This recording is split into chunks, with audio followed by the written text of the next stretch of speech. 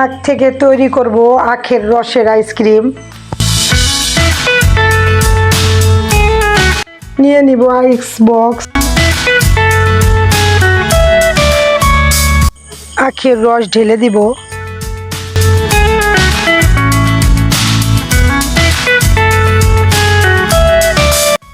প্রত্যেকটায় দিয়ে দিব মিষ্টি ছানা,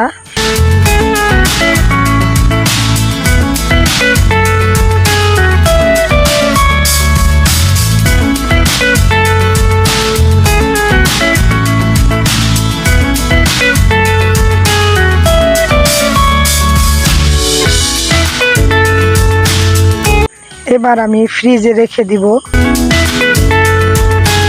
ফ্রিজ থেকে বের করে নিয়েছি।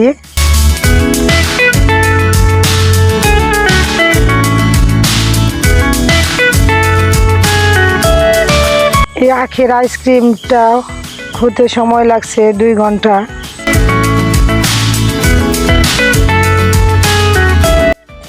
ভিডিওটি লাইক, কমেন্ট, শেয়ার করবেন।